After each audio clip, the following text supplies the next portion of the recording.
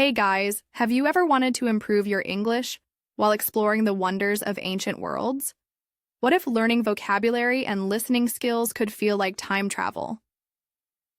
Welcome to English Insight, the channel where English learning meets epic history.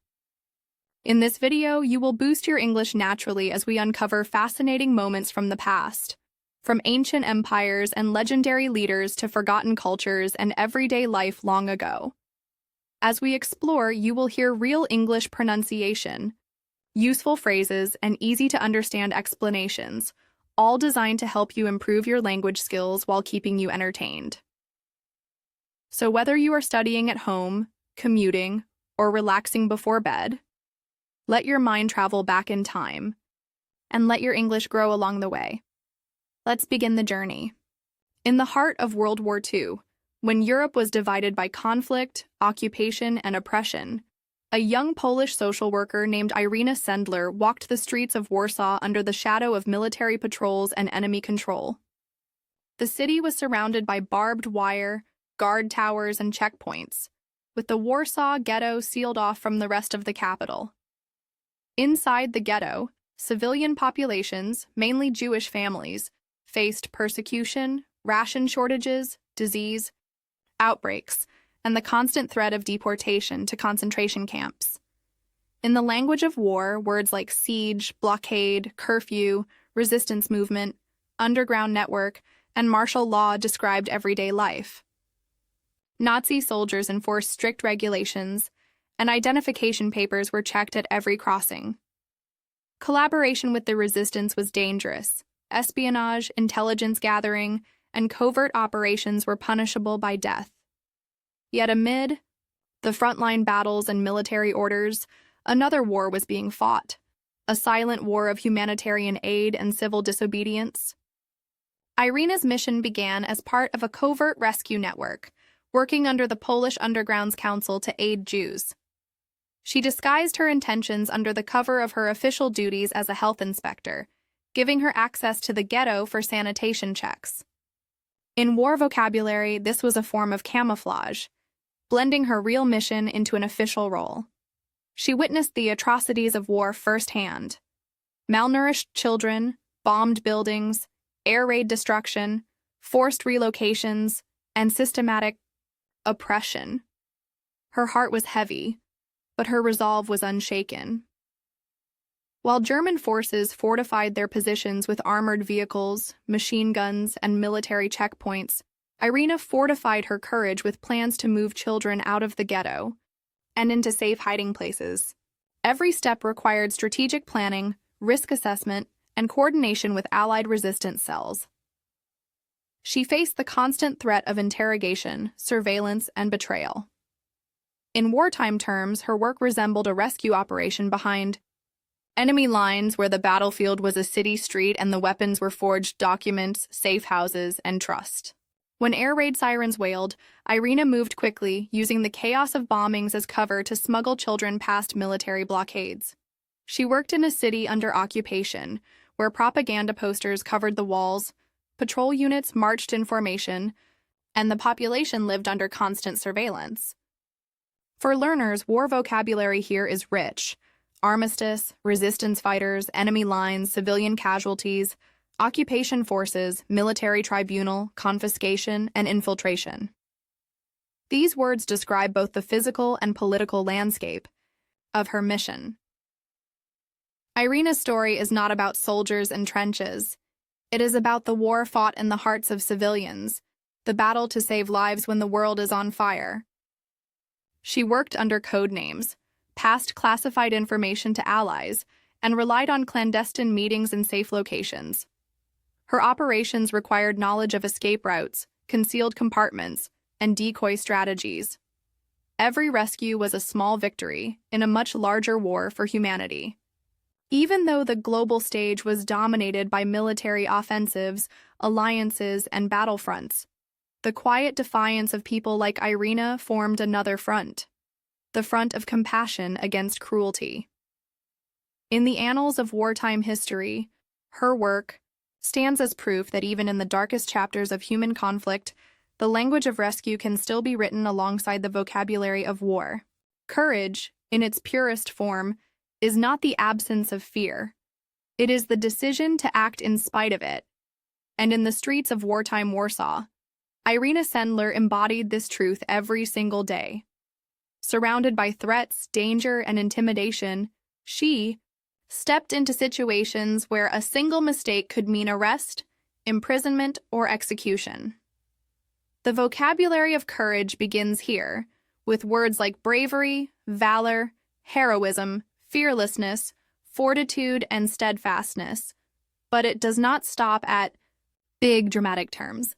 True courage is also determination, perseverance, resolve, and inner strength.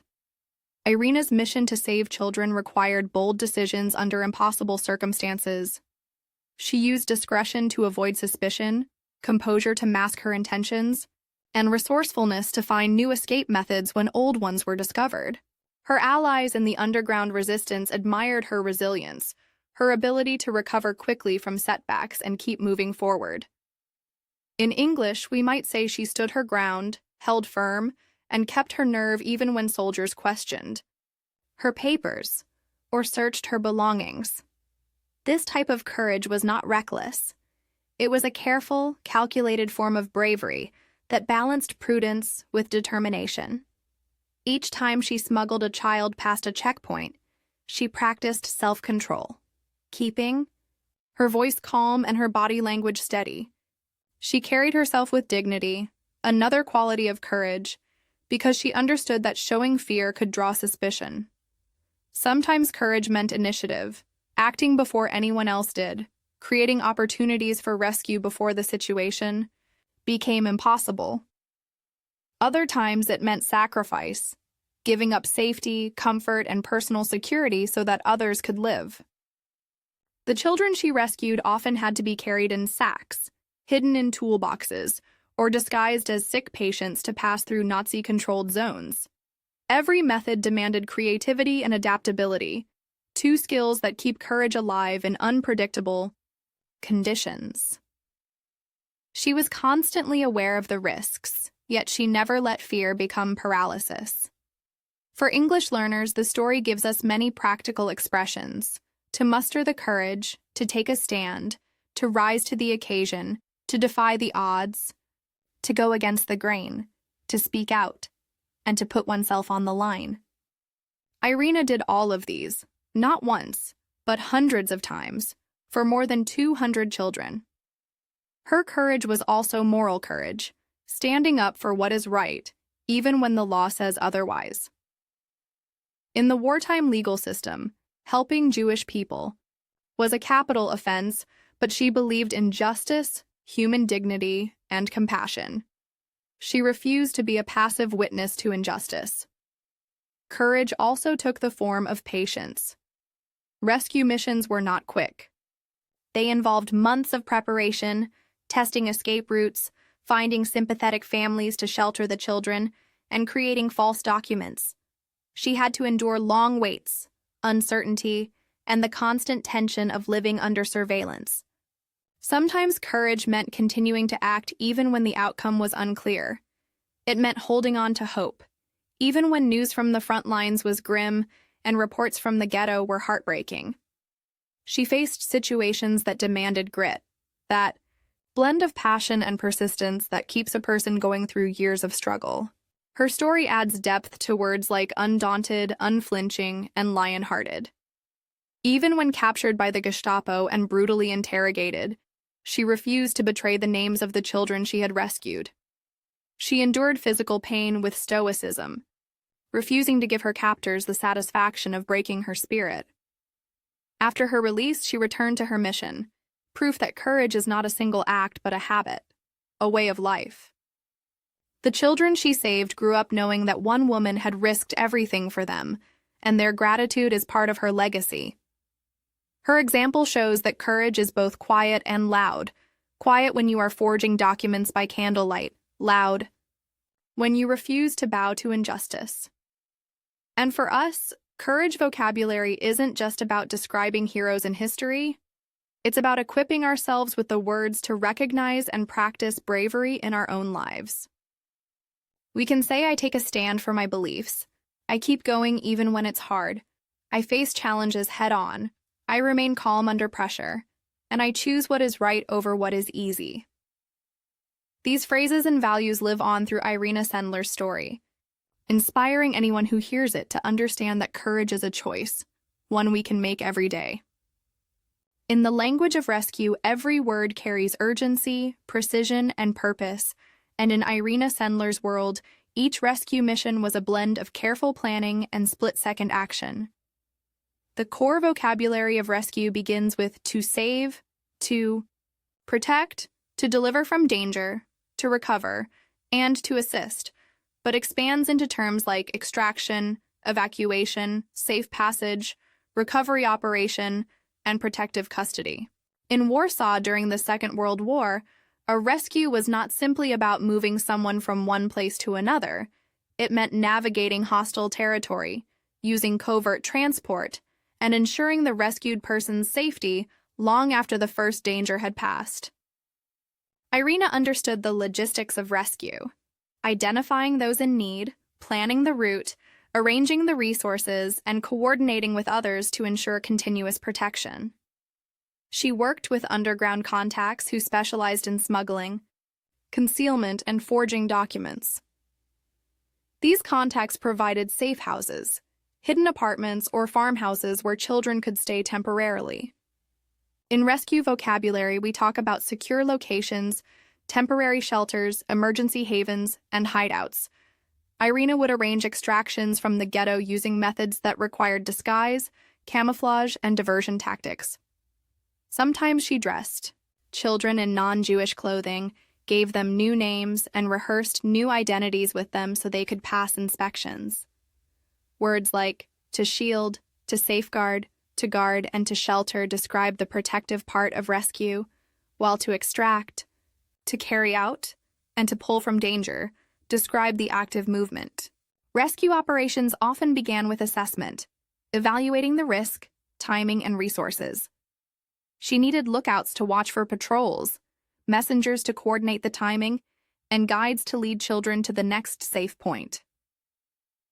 In rescue vocabulary, we also encounter rendezvous point, escape route, cover story, and transport corridor. The work didn't end with getting a child out of the ghetto. It also involved placement, finding a trustworthy family or institution willing to take the child in and raise them as their own until the war ended. This required verification, screening, and background checks within the underground network, since one act of betrayal could undo months of effort. Irina's rescue missions were like chain links. Each link represented a person, a safe location, a forged document, or a moment of safe passage, and breaking one link could endanger the entire chain. She often used decoys, delivering food or medical supplies as a cover for hiding a child in the bottom of a sack or under a load of laundry. In these moments, vocabulary like to conceal, to smuggle out, to hide away, and to cover up applied not to wrongdoing, but to the noble work of keeping life safe. She trained herself to listen for danger, footsteps in the wrong place, a sudden knock at the door, the tone of a soldier's voice. Listening, in rescue work, is a form of situational awareness, another important term for learners. Irina also kept a coded list of the children's real names and their false identities, writing them on thin slips of paper and hiding them in jars buried in a garden. This was record-keeping for retrieval, ensuring that after the war, the children could be reunited with their families or their heritage. The children themselves had to learn rescue vocabulary in action, how to stay quiet, follow instructions, hold still, and trust their guide. She taught them simple signals. A hand squeeze meant it was safe to move, a finger to the lips meant silence, a nod meant follow me. In English, these are nonverbal cues, and in the world of rescue, they are as important as spoken commands. Irina's missions required teamwork, coordination, and timing, all crucial rescue terms.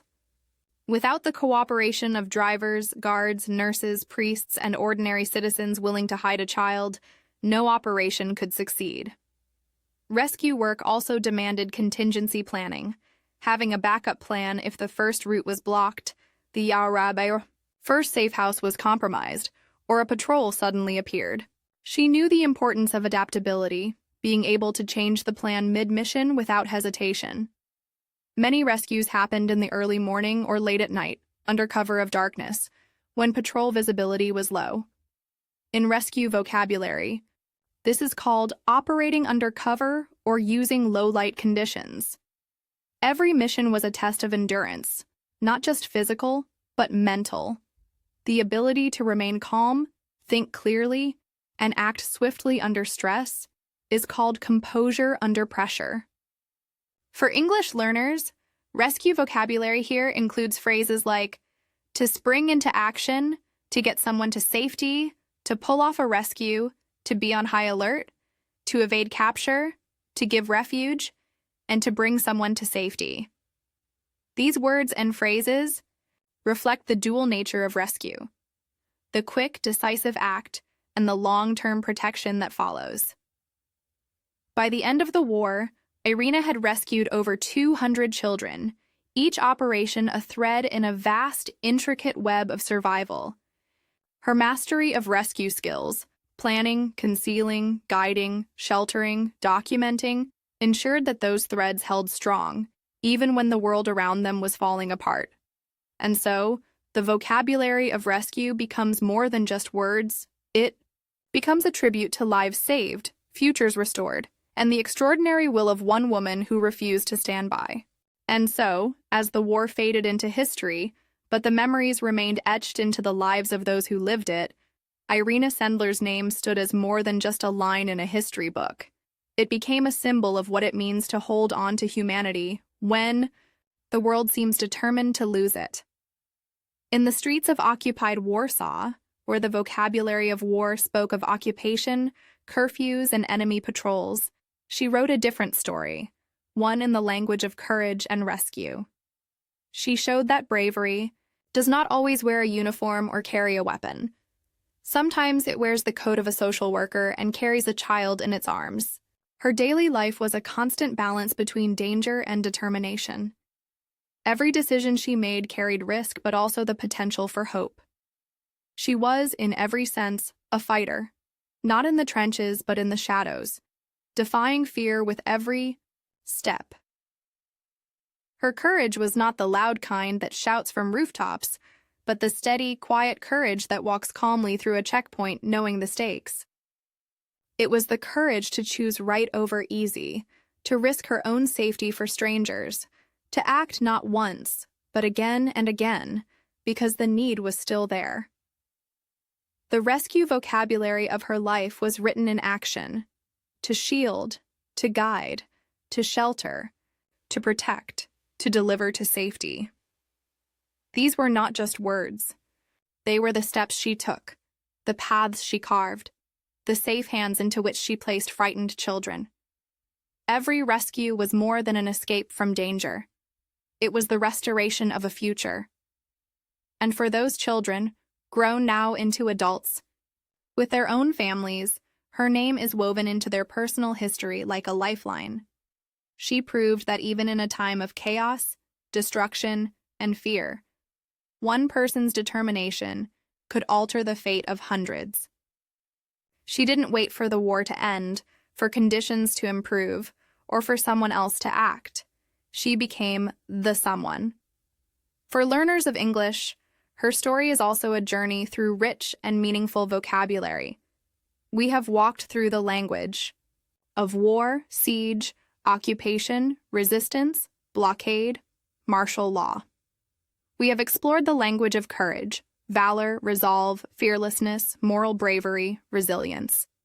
And we have lived inside the language of rescue, safe passage, concealment, extraction, refuge, protection. These words are not abstract. They are connected to lived human experience, to choices made in real moments where the outcome was uncertain, and the stakes could not have been higher. When you use these words, you are connecting to the lives of people who have faced extraordinary challenges and acted with extraordinary heart. The story of Irina Sendler also reminds us that vocabulary is not just for reading and writing, it is for understanding the world. When you hear the word courage, you now have an image. A woman walking through the cold streets of Warsaw, hiding a child under her coat, passing soldiers without a flicker of hesitation. When you hear the word rescue, you can imagine the planning, the teamwork, the coded notes, the moments of silence before a quick dash to safety.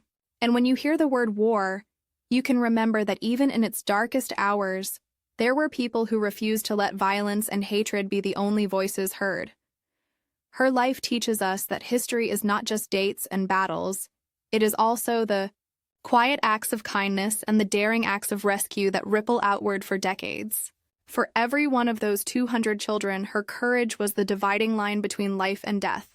And in every language, in every culture, that is the truest meaning of heroism.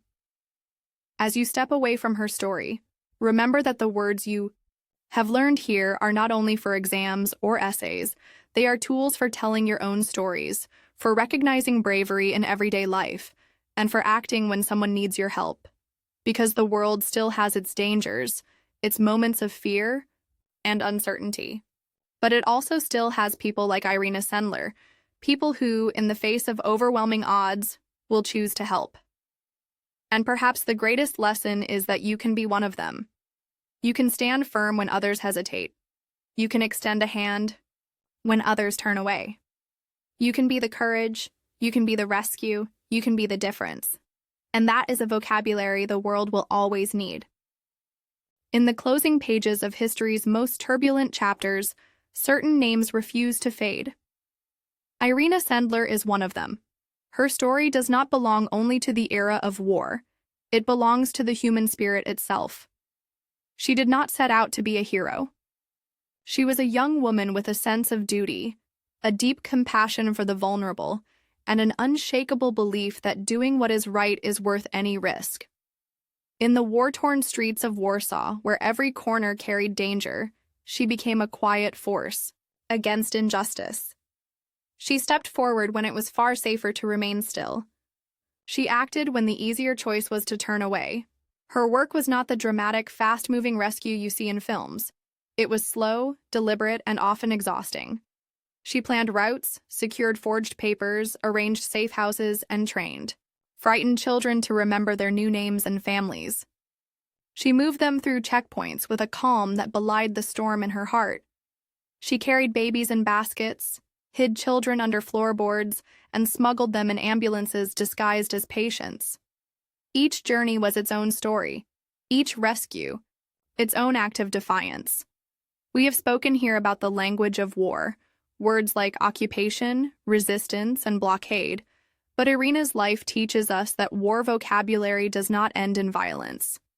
It can also include hope, protection, and deliverance. We have explored the language of courage, fortitude, determination, resilience, and seen how these words are not abstract ideas but living qualities, embodied in the choices she made. We have learned the vocabulary of rescue, safe passage, concealment, evacuation, and connected each term to the careful, real-life acts that kept children alive. For the 200 Jewish children she saved, Irina Sendler was more than a rescuer. She was a lifeline, a bridge from a world of danger to a chance at survival. Some of those children were later reunited with surviving relatives. Others grew up never knowing their birth families, but knowing that a brave woman had risked everything so they could live. That act of risking everything was not a one-time gamble.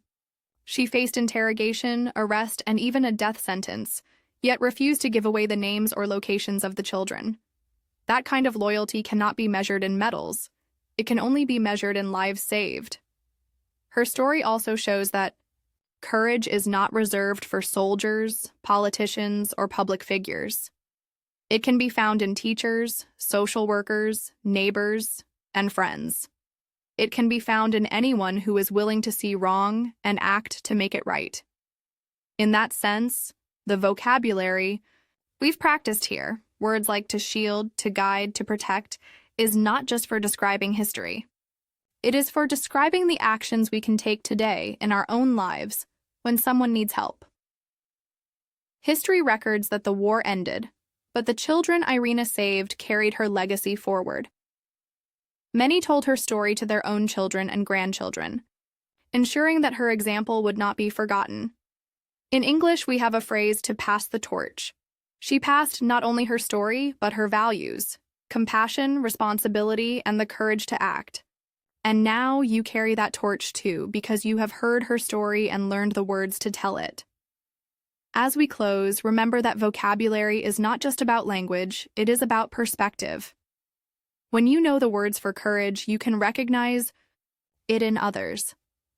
When you know the words for rescue, you can see when it's needed. And when you know the words for war, you can understand the cost of peace. These words help us tell the stories of the past, but they also guide the choices we make in the present and the hopes we carry into the future.